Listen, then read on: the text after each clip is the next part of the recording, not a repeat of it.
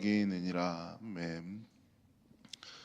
오늘 말씀을 두 부분으로 나누어서 이해할 수 있는데 11절부터 12절까지는 미련한 자에 대한 특징을 서술하고 있고 13절부터 16절까지는 게으른 자에 대한 특징을 서술하고 있습니다.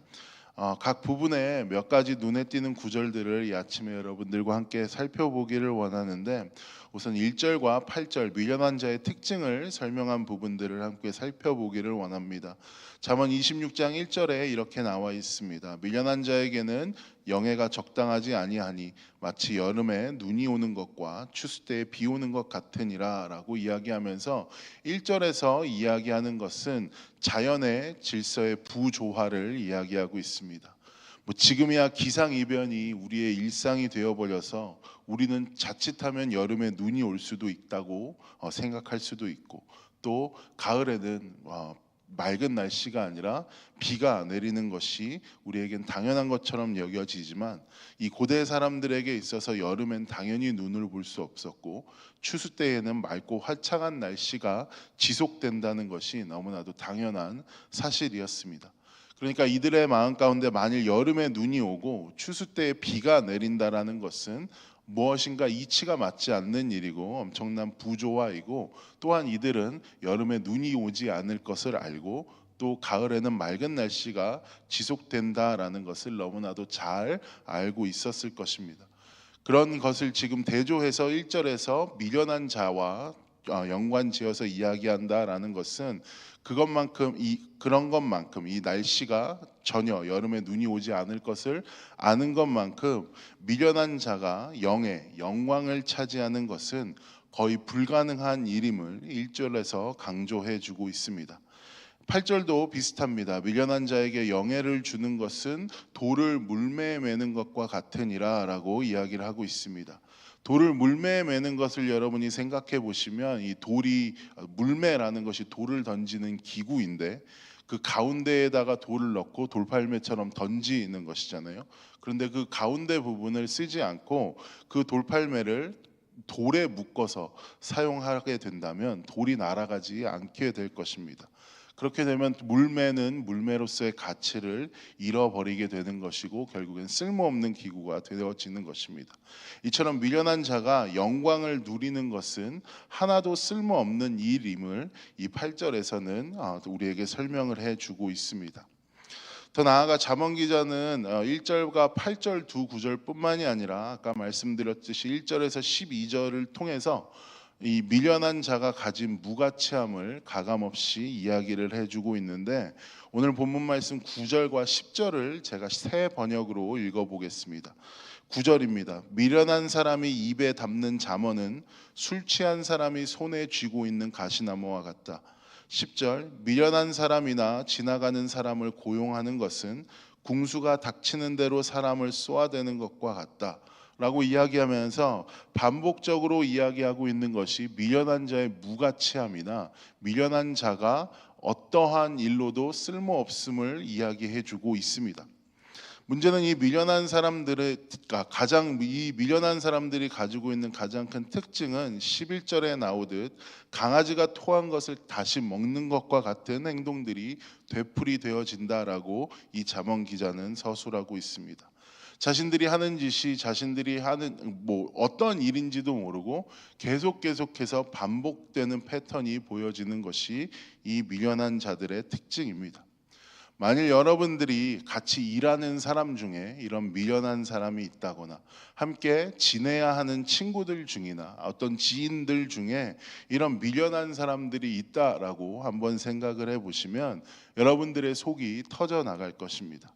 그리고 결국 여러분들이 그 사람의 목까지 일을 해야 하는 경우가 있을 것이고, 그 사람이 일으켜낸 미련함으로써 발생시킨 어떠한 갈등이라든지 어떠한 일을 자신이 처리해야 하는 일도 분명히 생기게 될 것입니다. 그래서 여러모로 이 미련한 사람은 최악의 파트너임이 분명합니다. 그런데 오늘 본문 12절에서 이런 미련한 자보다 더 최악인 사람이 있다고 말하고 있는데, 그 사람의 정체는 12절에 나와 있습니다. 한번 읽어보겠습니다. 내가 스스로 지혜롭게 여기는 자를 보느냐, 그보다 미련한 자에게 오히려 희망이 있느니라라고 이야기하고 있습니다.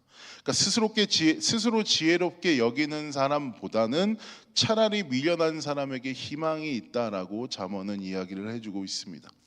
여기서 나오는 스스로 지혜롭게 여긴다라는 표현을 직역을 해보면 자기 눈에라는 단어가 들어 있습니다. 그러니까 자기 눈에 스스로 지혜로운 자로 해석이 되어질 수 있는데, 자기의 눈이 모든 것의 기준이 된다라는 말입니다. 그러니까 이 자기의 눈의 기준이 되는 사람은 모든 것을 자기에 맞는 판단, 자기 중심적인 해석, 그리고 자기 입맛에 맞는 일들을 해내는 것입니다.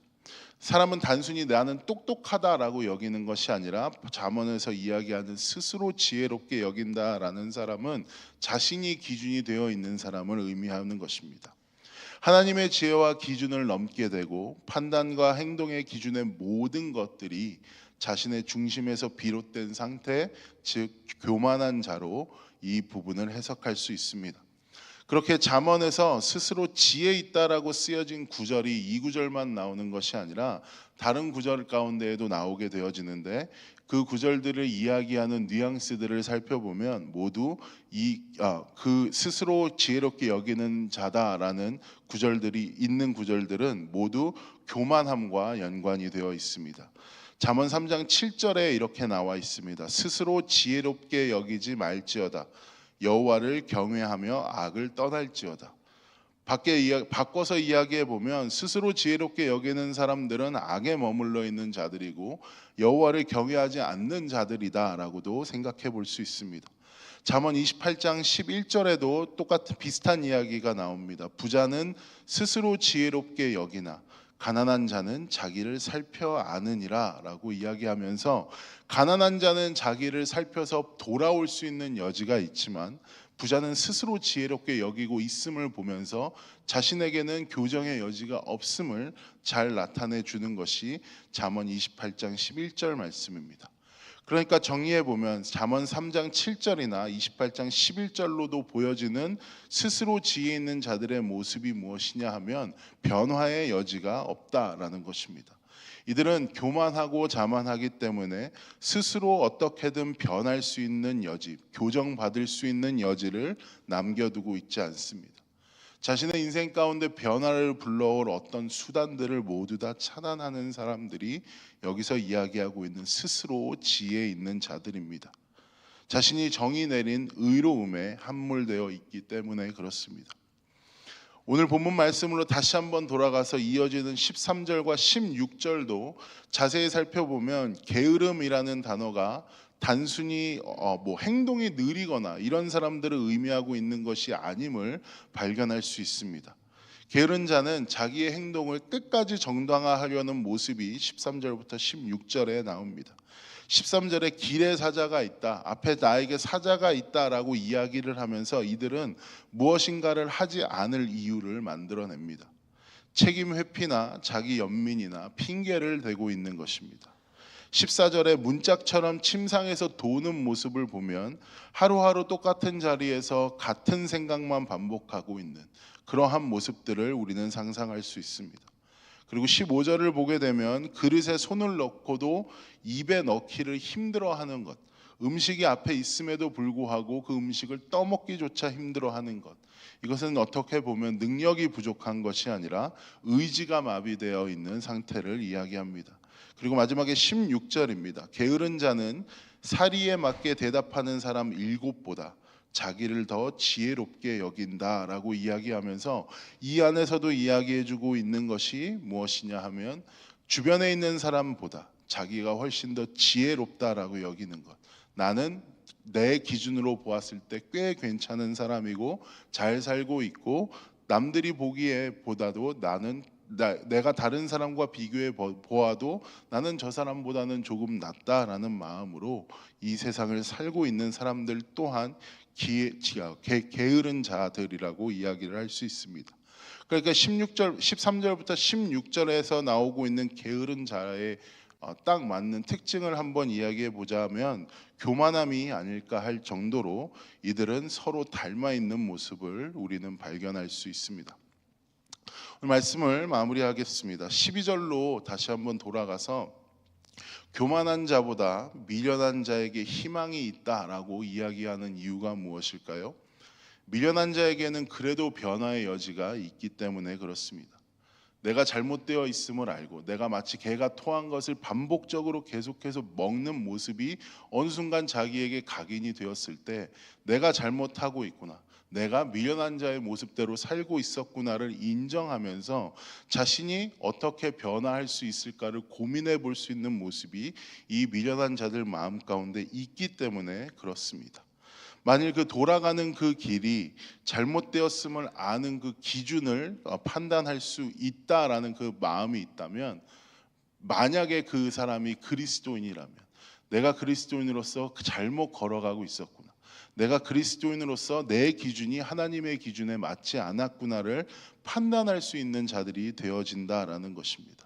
만약에 그 기준이 십자가라면, 그래서 우리가 결국 궁극적으로 미련함을 깨닫고 십자가로 돌아갈 수 있게 되어진다면 우리는 다시 한번 그 주님의 능력으로 인하여서 살아날 수 있는 존재가 되어지기 때문에 우리에게, 미련한 자들에게는 희망이 있는 것입니다. 그래서 바울은 고린도전서 1장 27절에 이렇게 이야기합니다. 그러나 하나님께서 세상에 미련한 것들을 택하사 지혜 있는 자들을 부끄럽게 하시려고 세상에 약한 것들을 택하사 강한 것들을 부끄럽게 하려 하시며 라고 이야기합니다. 바울은 하나님께서 의도적으로 미련한 자들, 약한 자들을 선택하셨음을 이야기해 주고 있습니다.